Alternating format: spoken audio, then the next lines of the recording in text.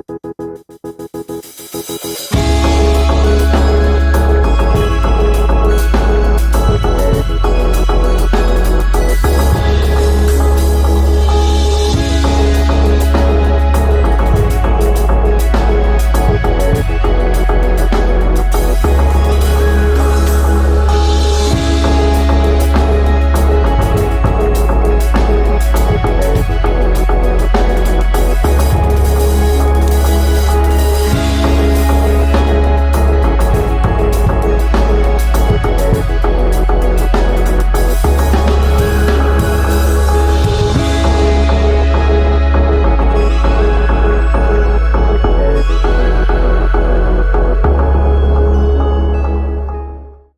guys, welcome back to another episode of Reading Between the Headlines.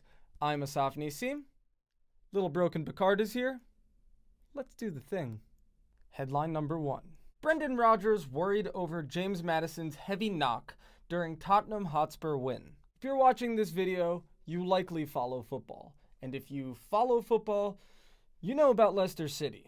This weekend, they produced yet another excellent performance, further proving that they are a club with ambition, tenacity, and the will to see their plans through. Bringing in Brendan Rodgers was an excellent decision. I've talked about this on the show in the past, but look, he's no joke. I would call him a fantastically underrated manager who just seems to be a victim of bad timing and maybe poor cosmic alignment with regards to Liverpool maybe, but after a resurgence with Celtic, his name is back on the big stage. Not only is his team organized, but his eye for talent and cultivating it is becoming clearer by the week. One that England supporters will be very pleased to see is James Maddison. Gary Lineker knows what's up. He tweeted, "Well played at Matters10, who just gets better and better. Has to be close to a starting place for England, surely." I mean, how's that for a testimonial? Unfortunately for James and the Foxes, he did pick up a hard knock in this weekend's sensational win against Spurs, in which he scored an incredible bomber of a goal. If you didn't see it in the intro of this show, scroll back, watch it, maybe a few times. While there are so many great characters at Leicester to praise, Maddison really seems to be the star at the moment. Not only is he a warrior on the pitch, but he seems to be a humble player who wants to keep his head down, keep grinding, and earn his way through the ranks. He's also shown that he is a total class act after this tweet exchange with a man named Liam DC. He tweeted, "Top work matters. Gutted we missed the goal, but my son was receiving medical attention for an asthma attack. He watched it back later, and you certainly put a smile on his face after a difficult situation. And the medical team at LCFC should take a bow for their amazing response." James then replied, "Tell your son I will send him a pair of my signed, match-worn Puma football boots. Hope he's okay." So, he's a sweetheart. This player is the total package. There are so many talented players in the world. There's always talk of this wonder kid or that young superstar, the next Messi, the next Ronaldo, etc.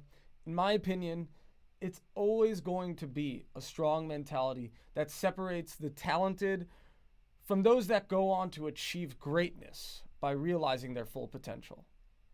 Be on the lookout for James Maddison. Headline number 2. Marcelo Bielsa and Leeds awarded FIFA's Fair Play Award, but manager leaves his French assistant to read out his lengthy speech after staying at home. What is this, some kind of sick joke? This is what FIFA has become. Really. I'm sure you're all aware of that little spat between Frank Lampard and Bielsa last season in the championship. You know, the one where Bielsa admitted to spying on literally all of his opponents' training sessions? At the time he said, "I observed all the rivals we played against and watched the training sessions of all opponents. So why did I send someone to watch them? Just because I thought I wasn't violating the norm." Okay, so let me get this straight.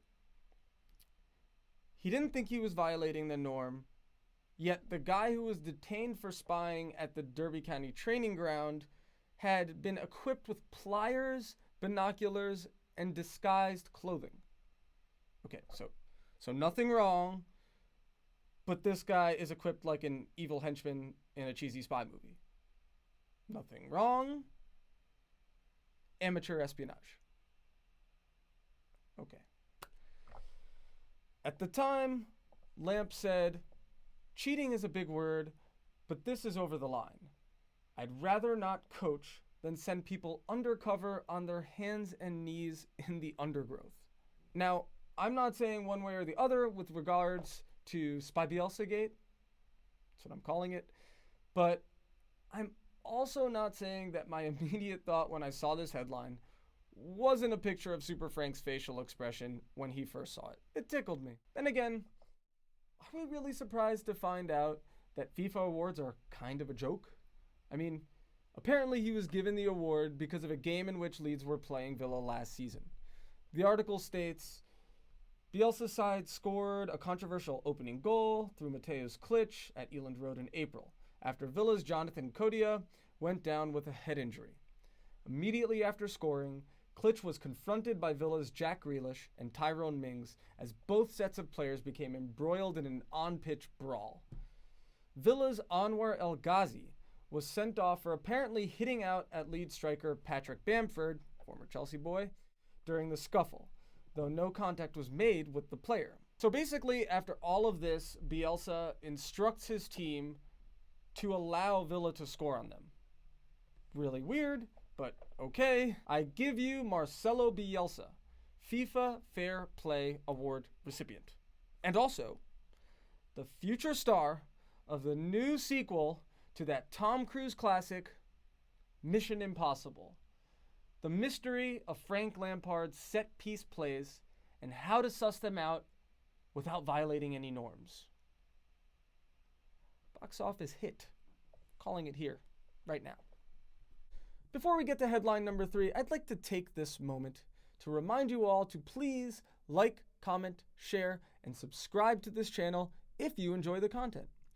If not, we're not friends. Back to the show. Headline number 3. Jose Mourinho criticizing hapless Man United is the ultimate embarrassment for Ed Woodward and the Glazers. He used Sky Sports to air the same problems he did in the Old Trafford hot seat. I hate to beat a sad, frail, dying horse when it's down, but this horse really seems to be a goner at this point. Despite Mourinho's something of a fall from grace, he appears to have played his hand perfectly. Stay out of the managerial limelight, wait for the right position to open up, and linger as a prominent voice in world football by featuring as a pundit. He predictably slammed United, essentially cited recruitment as their prevailing issue. Not much different from his moans and groans while managing them. He said, "The sad reality is that they are worse than before. Maybe people think I am enjoying the situation. I am not enjoying it. I have people at the club that I love and lots of respect for the fans. It is really, really sad." The author of this article, Jack Gowan, writes, part of that conversation regarded Rashford's position.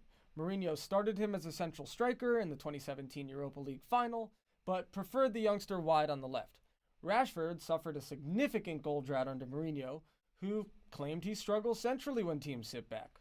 Obviously, most often sit back against United. Well, Jack, they certainly haven't been sitting back much as of late. I'm sure everyone remembers when the word on the street was how great Rashford is and how Mourinho was ruining him. Lukaku isn't good enough and Rashford should play centrally. Well, take it as you will, but it's nice to get a little insight there from Mourinho himself. Apparently, according to Mourinho, he had such severe difficulties with Anthony Martial that he wanted him sold last year. I don't know, I guess he means that he had a bad attitude, a bad mentality, but I think we all know that Anthony Martial is really, really talented. And for all this talk about all these young players, Daniel James, whatever, Mason Greenwood, Anthony Martial is also really young. He's only 23 years old, so he's got a lot of time to improve, and he's really, really good. I think they got him like 4 years ago. He was maybe 19 years old. They paid close to £60 million for him. Anyway, a lot of people, including Gary Neville, are citing lack of experience in the team. Maybe it's just a combination of bad recruiting, like Mourinho says, a handful of rotten apples, and a lack of battle-hardened leaders in the dressing room. We all know how great an asset leaders in the dressing room can be for a squad. And that does sound like a combination of woes that could easily suppress a club's progress for some time. Kyle Martino on NBC Sports, love him, great hair too, I might add, seems to think that United look like a bunch of aimless passengers. After the match against West Ham, he said, "It's a project, of course, it's a project, and there were a lot of injuries today, you understand all of that, but Ole Gunnar Solskjaer has to prove that if they're committing to something, we can see what they're trying to do." It wasn't really clear what they were trying to do today. It was disorganized. It seemed like a casual game of pickup of players that didn't want to be out there playing the game. James and a few are an exception to this, but you also see, this team isn't anywhere near as good without Paul Pogba, which is a huge problem because a lot of players and fans are saying, well, maybe he shouldn't be there anymore. Can Ole turn this around? We shall see. Headline number 4. Who doesn't like the Premier League? Xavi open to managerial role in England as Barcelona alternative. Well, here's some interesting news that for some reason completely eluded me. Apparently Xavi's in management now. He spent the last 4 years of his playing career making some extra retirement money at Qatar club Al Sadd. When he decided his time as a player was up, they hired him as their permanent head coach. Xavi says, "My idea, which also happened to me as a footballer, is to be in Barcelona. Training this type of team would be a privilege, and the greatest privilege for me would be to return to Barca. That is my goal." He also entertained the idea of managing in the Prem. Who doesn't like the Premier League? The football atmosphere, the packed stadiums, and the people who play in the Premier League say it's extraordinary. Obviously, if I had to choose, I would choose a big team. City or United, Chelsea, Arsenal, or Tottenham. He went on to discuss his ambitions for his team's style of play. You can win playing football in different ways, but I like the one of City and Guardiola the most. Big surprise. I follow the Premier League a lot, and I like it. Guardiola is a reference for me. As a player, he already was, because we played in the same position. We spent 3 years together in Barcelona as players, and then 4 magnificent years with him as a coach. Have to say that the idea of managers coming through the ranks who are motivated to implement what I personally see as the quintessential model for the beautiful game is exciting. Total football. A revolution started by the likes of Rinus Michels, continued by Johan Cruyff, Arrigo Sacchi, Maurizio Sarri, and of course, the man himself, Pep Guardiola. The future is bright.